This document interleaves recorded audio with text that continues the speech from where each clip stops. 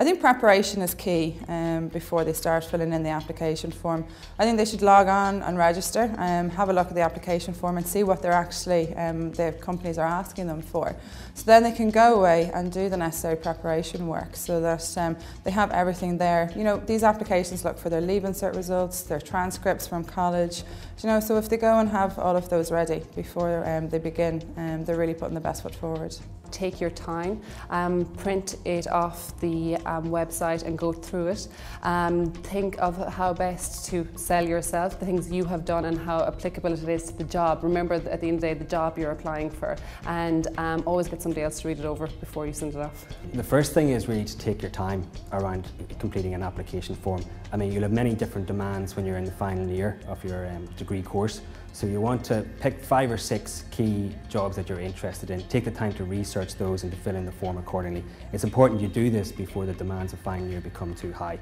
Secondly, I would say it's around spelling and grammar. That's very important. This is your first opportunity really to make a key impact in terms of your employer or potential employer. So it's important you have everything correct on the form, cut and paste into Word to make sure it's spell checked, and then take it out again and put it back into the form, and then as well have somebody else read it over. And finally, don't copy directly from the website. This is a mistake that many people make. You want to sort of be yourself and structure your own answers and sell yourself without just leveraging or taking something straight from a website. The top 3 mistakes I think people make are: 1, grammatical errors, not paying attention to detail. At the end of the day, it's very difficult to differentiate one candidate from another when you're getting in possibly 300 to 500 applications. The second one is leaving career gaps in your CV, not making it easy to read.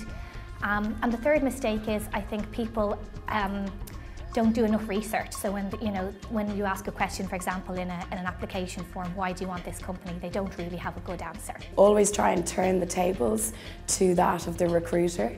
And if we're going through 400 or 500 application forms, try and keep your answers concise. Do be thorough, make sure you're getting the right messages across, but do try and be snappy. I think a nice punchy 2 sentences will always be much stronger than a long paragraph.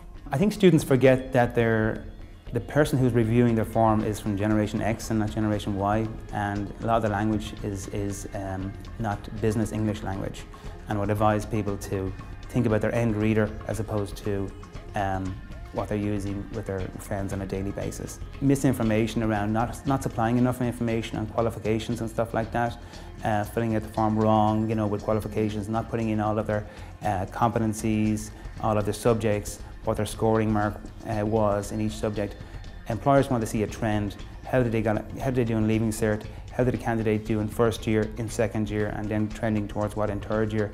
And if that trend is there, then employers have a great opportunity to make up their mind about a candidate. Well, certainly what is key and is a big no-no is to have any sort of spelling mistakes.